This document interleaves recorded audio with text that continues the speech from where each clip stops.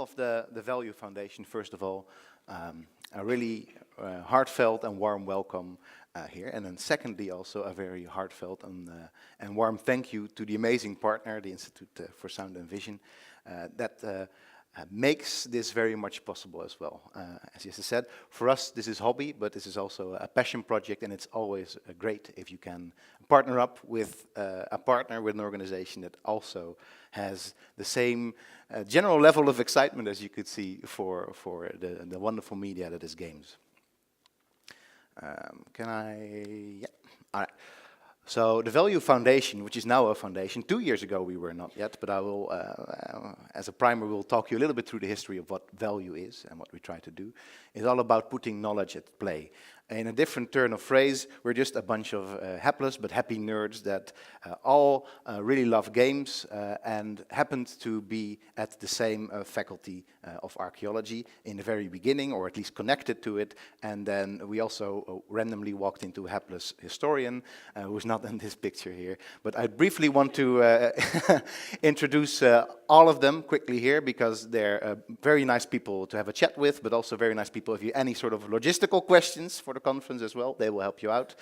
So I'm Angus Mol. I'm an assistant professor at the Leiden University Center for Digital Humanities. Under my nom de plume of Dr. Random. Right over here with the camera in my face is Krijn Boom, who's known as Megalithic. He's working at the University of Amsterdam. If you could please rise, Chilla, that'd be lovely. The only one not wearing a sweater, but is distinguished in distinguished red to match the room, Chilla Arias van der Meulenbroeke, who has recently become Dr. Arias van der Meulenbroeke. So that's also a little surprise applause. 1.5 weeks ago. Oh, and I should mention as well that, no applause yet because he may still feel, but actually Krijn is going up for his doctorate next week. So yeah, no applause just yet. Don't jinx him, don't jinx him. Then in the corner, our hapless historian right there, is Bram van der Meulen Protosmucci, and over there with another big old camera in my face. Could you please rise, Vincent? This is not a paparazzi. This is a person who is both our IT guy, as well as our general accountant, as well as our photographer for this event, Vincent van der Meulenbroeke. And right over there, we've got Aris Politopoulos, also known as Emir, who you probably, well, you can recognize him by his sweater, but also by his lovely big Greek beard. Yes, he does have a beard. So what we like to do at the Value Foundation, we'd like to work or play at the intersections of academia and video gaming. So really what we try to do is try to create a playground out of the ivory tower, or get a little bit of the ivory tower of academia into the playground. By the way, this is an amazing playground that's in Sweden. I really want to go there sometimes and actually play in it, because it looks just like the thing for any academic to relax in.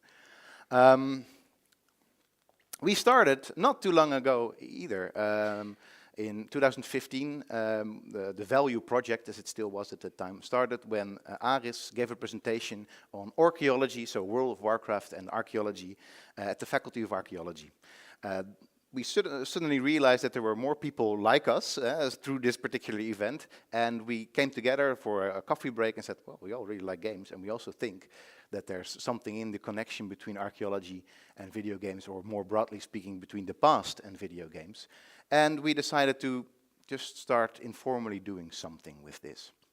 One of the very first things we started doing, because all of you were really into streaming, watching streams online of League of Legends and things like that. I was like, what's this thing called streaming? Why would you watch other people play games? But that's kind of a thing right now. So we started streaming as the first thing that we did after a LAN couch party.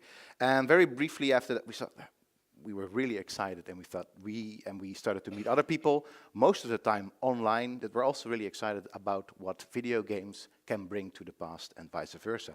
And we decided that we should do something with this, with a group of people that not just online, but also bring everybody together. So that's how the idea for the Interactive Past Conference #1 was born.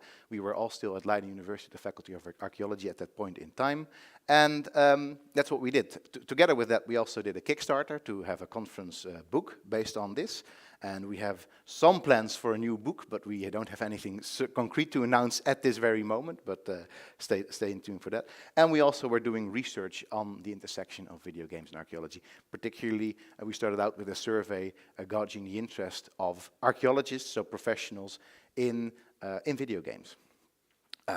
Then we became, in 2017, it already seems like ages ago, we became a foundation because we were just an informal research project, but then we decided we should become an organization. One of the things that we did was run the Minecraft project with, which I'll talk about a little bit more very briefly. And right now we have always, even if it's a hobby, we always have things going on. Right now we're doing, aside from the Interactive Past conference, we're also doing the Culture Arcade, and I'm very happy to say that we, if you have the time and the inclination, you can join us for a nice social event on Tuesday evening at the Culture Arcade in the center of Amsterdam at the Prins Claus Foundation. Right over here, it's been running already since 31st of August, and it's been as far as I can tell from the outside looking in, it's been a really nice event to host. It includes a game jam, it includes workshops on Minecraft and heritage, of which you will also be able to partake if you like. But if you want to know more about this, then Chilla is the curator for this particular arcade. Then I briefly like to highlight. You've already seen the name because they're right here on your tags or on your keychains. The Minecraft project, which is a great pun in Dutch because the Romeinen are the Romans, and then Minecraft, of course, is something that easily follows up on that. Is a project we were able to run thanks to the support of the province of South Holland, as well as later on a second iteration of that, the Gelderland Grensland. This basically means that we are sitting down with a bunch of computers, as you can see, and most of the time a bunch of kids, and we play Minecraft with them, and we try to reconstruct heritage. In this particular case, a Roman heritage, but we've also been doing the Gates of Nineveh, the Palmyra heritage, and we're now looking at a collaboration with a Welsh heritage project to do some recreation of industrial heritage there. Soon, in Dutch, there will be a little booklet out on what we've created during these projects.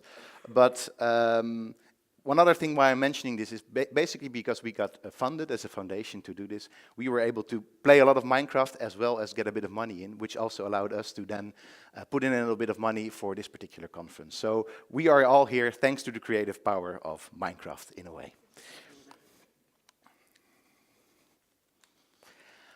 So this conference is completely free, at least in terms of the conference itself. We really appreciate that so many of you traveled from so far to join us here. We really want to meet as many of you as we are able to during these 2.5 days. But at the same time, please keep in touch with us via social media. And that's really how you can help our initiatives grow a little bit more beyond those circles that we've already reached through our own professional networks. So if you like us, if you retweet us, or you follow us, or watch us right now, I think I have to wave over there. Right now we are live via twitch.tv, Value Foundation. So hello, people all over the world that are watching us. I probably around 3 right now, Agus, or how many? Sorry? Five. Hi, people. Very nice of you to join us all. Or later, hello, future people on YouTube that will be able to watch many parts of this particular conference there as well. We also run an online, much more interactive or tighter online community via one of our Slack channels. So if you're really interested in this topic and want to communicate on a daily basis or more continuous basis, then feel free to send us an email and we can get you into our Slack channel. Some housekeeping. As I said, the coffee and lunch are provided during this conference. We are being live streamed at twitch.tv. So please keep that in mind. All the people that are presenting should sign a release form before the presentation, so we know we can actually be recording and casting you over the airwaves. If you want to tweet about this thing, that's great, or do any sort of other social media stuff. We will be using the Tipsy2 hashtag, but so if you could also use that, that'd be even better. If you happen to lose your program, it's also up on the internet, on the webpage, where you will also be able to find all the abstracts of all the talks. There will be workshops on Wednesday morning. You should have all have received, if you registered for the conference, you should all have received an email from Eventbrite inviting you to those workshops. If you have not and you want to join one of the workshops, they're still available. Just let me know and we'll send you another invite. Or we'll find you another way to sign you up.